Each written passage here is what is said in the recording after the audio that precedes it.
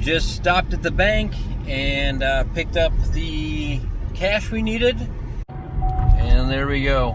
That is what it takes to pick up a ratty old Fiero, but it is a 2M6, so it's something. Welcome back to Tempa Customs, and on this episode, my youngest son buys his first car. It also happens to be his dream car.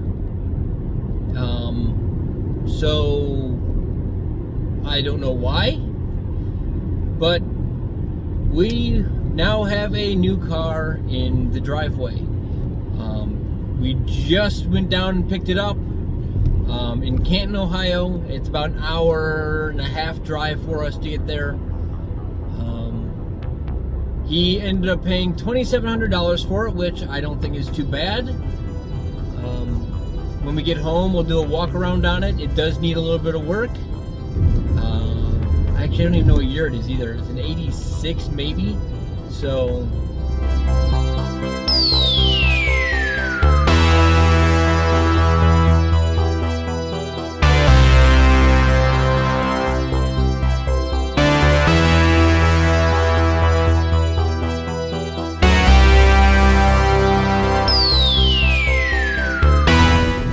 So right there you have it. It is, again, I think it's an 86. It might not be an 86, but it is a Fiero GT.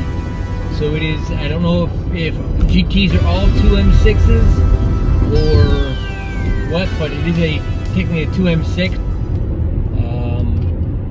The guy did a lot of work on it before he got it.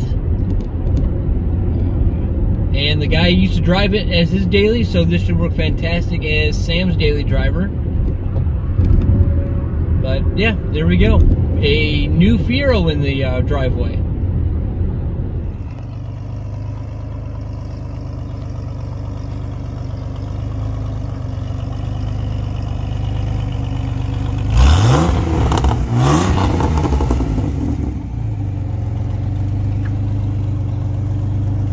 So what happened on that last light? Would you go into first? You wouldn't go in any gear. Oh. I was trying second. I was like, I could go in second, slowly creep it. It wouldn't go in any gear.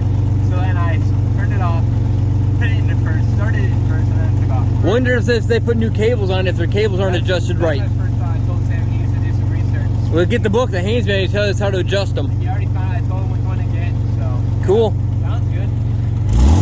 So sounds okay. Our drive home, how would it go? Other than that last little bit. Fine, like, no problem. Around 70, like you go the whole car. Like I think it has flat spots on the tires from sitting.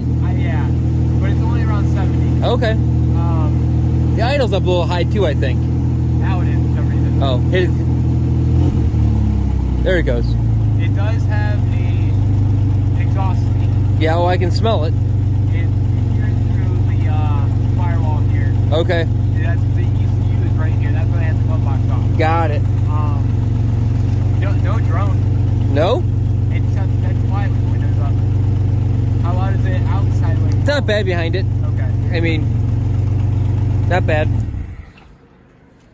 It got a little hot at that super slow section, like 220. But as soon as we started moving again, That is hot though. So it may need coolant put into it or something. I know how to see out. So what do you think, Sam? I like it. You like it? We're kind of close. You're fine. You have plenty of room. You got like a foot, 6 inches, 8 inches, 14 feet. Wait, how do we go?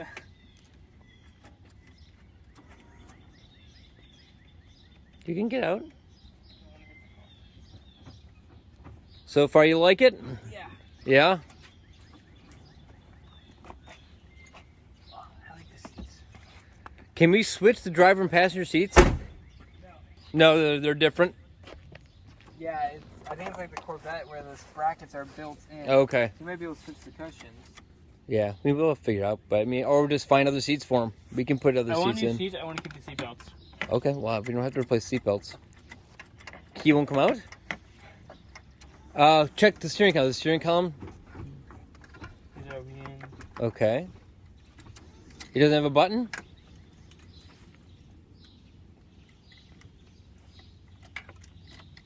Does it have a button? It's a lever. Oh, yeah. I didn't Little middle finger lever. I didn't know that. Yeah, little middle finger lever. Like the Skyline is like right next to Yeah, the key. that's like, I think the Jeep has the middle finger lever. Well, it's home. Yep. And we waited, and we got a good one. So now I'll have to finish shooting an episode on it where we go we'll finish this episode with a good walk around. Well, as promised, the car's home, and we will do a walk around video on it and show you some of the stuff that we found already. We got it Saturday. Yeah. We got it Saturday, and it is now Monday. So we've actually looked at it a bit. Sam doesn't know how to drive manual yet, so we are trying to teach him how to drive manual in it. And there were some wonky things, so we started doing some digging in, but we'll show you that shortly. But we'll show you all the cool stuff before we go into some of the more not so cool stuff. Yeah, the more technical stuff that has to be done on it. But we knew there was going to be some odds and ends. So as many of you may know, this is a Fiero GT. This is an 87 Fiero GT. I think I said that earlier. It is a 2M6. 2M6, yep. Yeah, this is a 2M6, which makes it a two-seater, mid-engine, and it's the V6. So there's also a 2M4 version. This is not that. It was blue at one point. It got rattle-canned black, which we'll probably change here at some point. He wants to wrap it, but we'll figure that out later. Electrically, everything seems to work fine. Some of the gauges on the dash aren't fantastic. They don't read 100% correct, but close enough. You want to pop the frunk? Yeah. Someone painted the really cool wheels, but I think we're going to do different wheels on it eventually. I want to sandblast them white. White? White. Okay. We'll start up front here.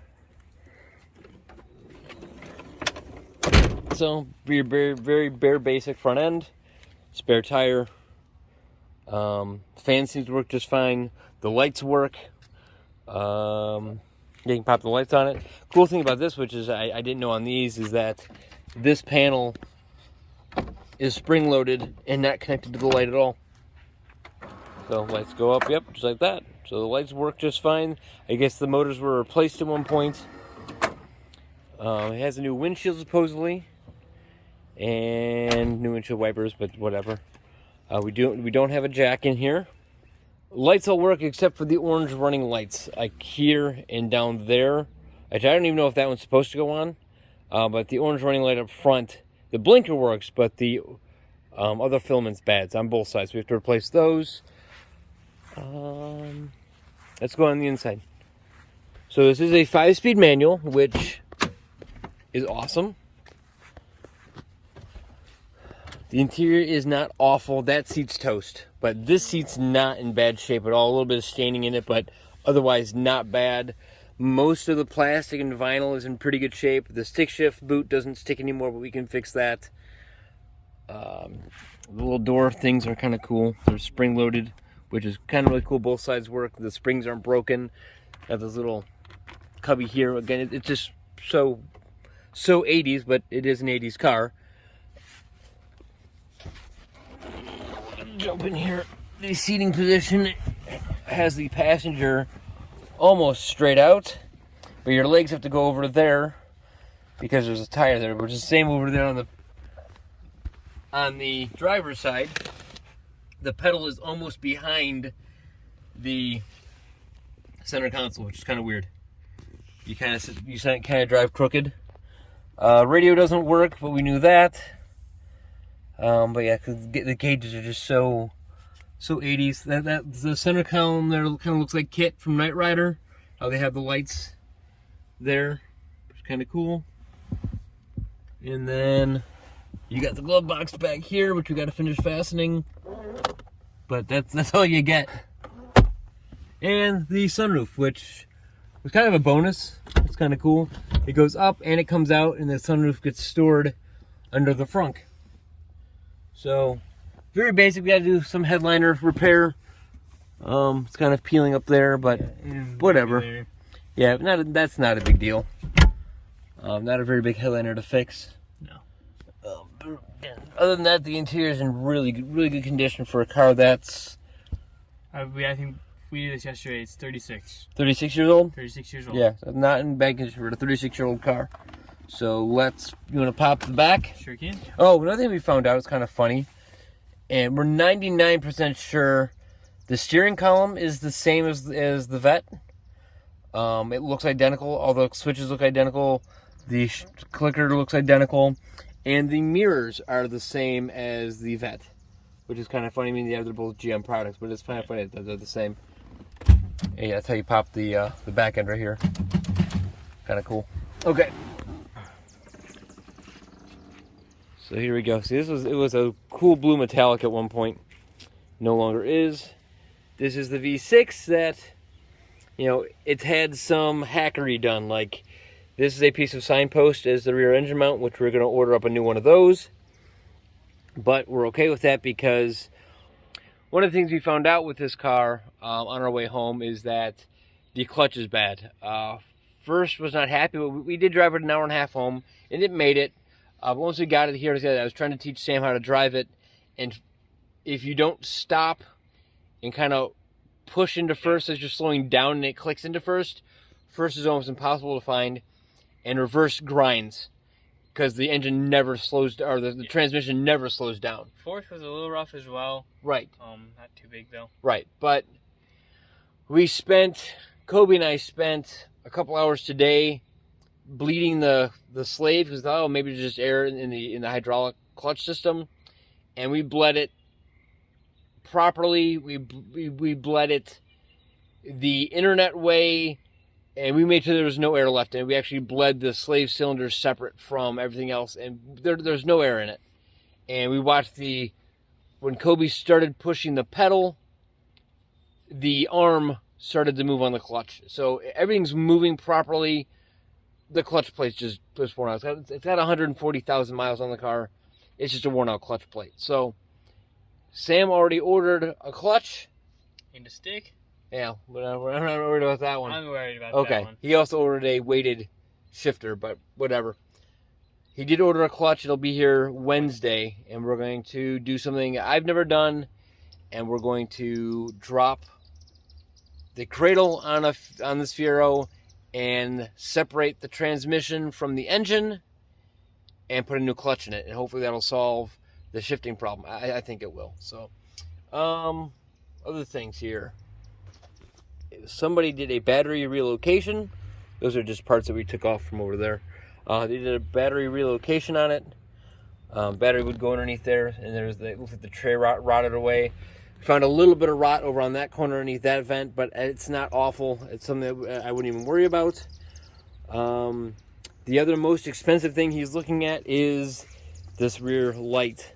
This one, they're both cracked. This one's not cracked as bad, but this one is pretty well shattered. And they are not cheap. Used one he's looking at about $400 for our tail light. So we're looking, we're finding alternative places to look to see if we can find a marketplace or a Craigslist car that may be being parted out, and see if we can't track down that piece a little bit cheaper than the $400, because he is on a budget. But this car does have brand new tires all the way around, which was really nice. What else does this thing have? New shift cables. New alternator.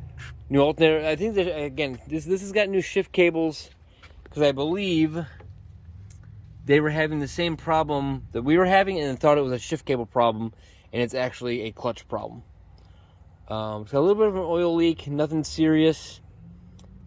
Oh, the other thing we have to find, these vents. But Sam doesn't want This is the factory vent and window. He likes this open look. So I think Kobe and I are going to work on a carbon fiber plate to go here and finish out this edge really nice. And then maybe just have the carbon plate go here and just leave this section open. It does also help cool the engine down, as air can come through here.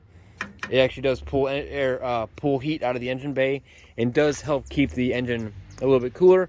I don't know if these cars have overheating problems, but it can't hurt to get air out of the engine bay. We're also going to make a carbon plate for down there that does have vents in it, because that's to his air, to his air box. But yeah, that's pretty much, again, these are identical to the Corvette's mirrors. They're the same mirror, other than that these have a spacer on them, and the Corvette does not have a spacer. But I think that's about it. I mean, for a quick walk around on the Fiero. The Fiero's name is Annabelle. We asked Sam why Annabelle, and he said, I don't know, just like the name. He just liked the name. So whatever. It's perfect. It's Annabelle the Fiero.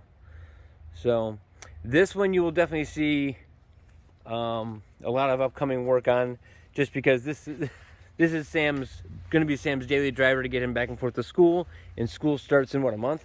A month and a half. Month and a half. We have this car daily driver ability. I don't think it will take too long. Which I think if we can work on the clutch, possibly this week. Hold on. I'm gonna have Sam start it up for a second. It's kind of late and it is kind of loud because they took out the cat on it, so it's kind of straight pipe between the two exhausts. But we'll run it for a second. Not a big deal, and you can hear it fire up.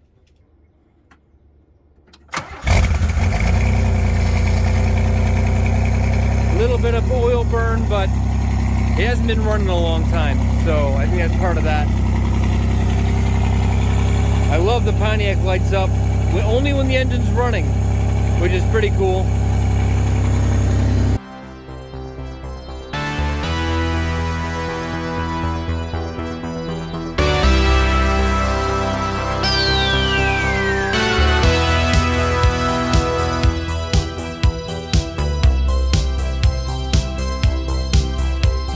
Flip-up headlights. We have 3 cars now with flip-up headlights. The Fiero, Porsche, and the Vet all have that, which is kind of cool. It's such a cool, just little tiny car. So,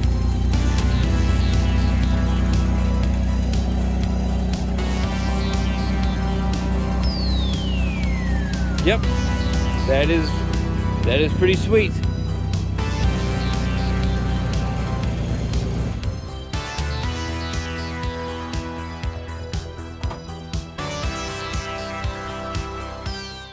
By the time this episode comes out, because I know already that my subscribership is over 300, which is just insane, and I thank everybody so much for subscribing to my channel and supporting my, well, what you can see of my, well, there's nothing good back there.